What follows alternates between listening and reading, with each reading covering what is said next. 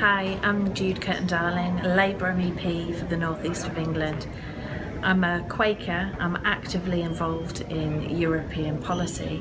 One of the reasons why I'm actively involved in European policy is because fundamentally at its root the European Union is a peace process.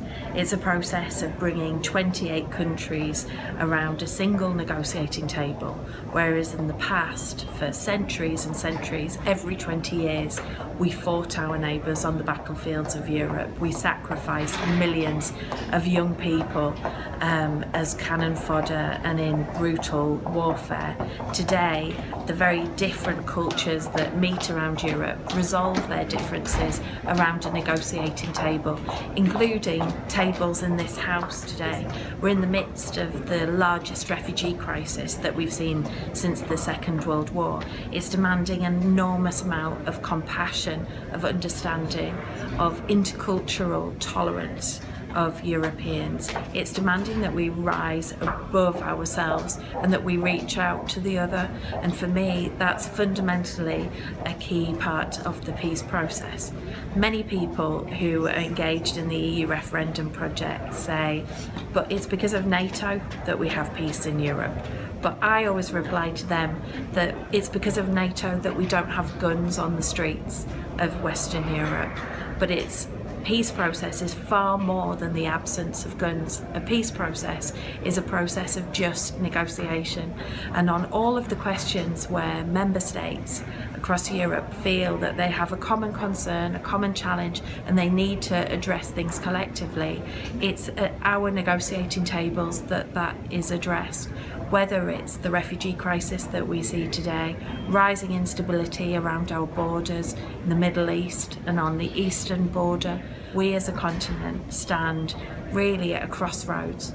And while we stand in this very turbulent time, we in the UK have a key part in whether the European Union continues in the future or whether it disintegrates under the pressure of all of these various crises and tragedies that we're witnessing. We'll be voting in a referendum this year, probably before the summer holidays this year.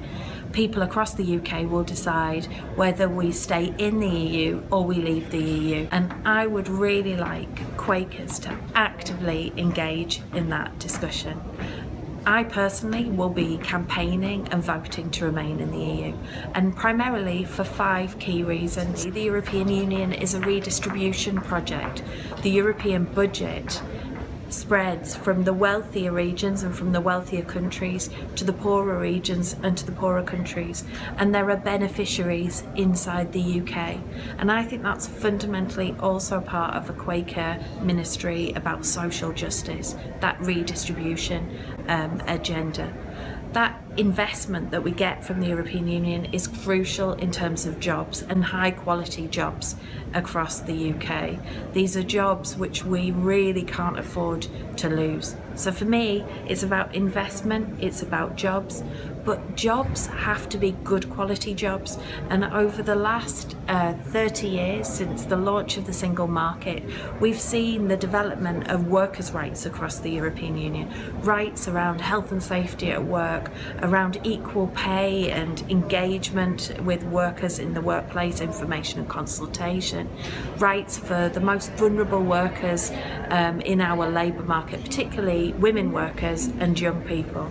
And I don't believe that it's in our best interest to withdraw from the EU. To me, we as a country need to address climate change, and we can't address climate change by ourselves.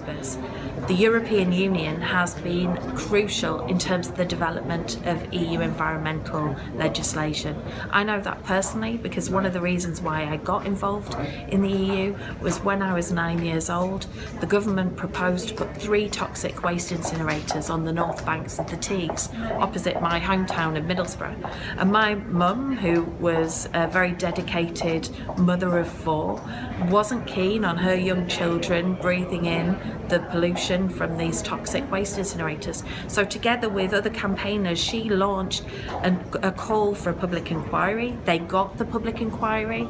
They had a campaign which had the extremely sexy title of Stink, Stop Toxic Waste Incinerators in Cleveland. Their public inquiry was successful, and during the public inquiry they realised that the UK government had violated EU environmental protection legislation, had not undertaken the impact assessment necessary to place those toxic waste incinerators in Cleveland.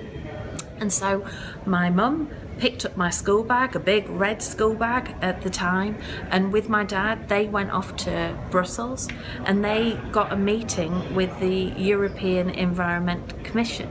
Now, the result of one housewife from Middlesbrough, as the multinational companies involved called my mum, one housewife from Middlesbrough going to Brussels, taking the case, fighting for her local community, showed me that the European Union isn't just about big business. It's not just a big capitalist club. It's possible to work for local communities, to work for people, to push for that just negotiation, to resolve conflict at all levels, if there is the political will to do it. And I strongly believe that we as a country have to be at the table negotiating in the spirit of peaceful, just resolutions of the differences between countries, finding common solutions to our common challenges, and not walking away from the table, not shouting from the sidelines or throwing strops in council meetings. We have to be a mature partner right at the heart of Europe, directing this project and showing why those visionaries in the 1940s and 50s, including many British ex-servicemen who'd fought in world wars, why they were right to engage with creating the European Union, and why my generation and your generation now have a responsibility to really hold that together, to defend our place in Europe, to go out and to campaign for a Remain vote. Thanks very much for listening.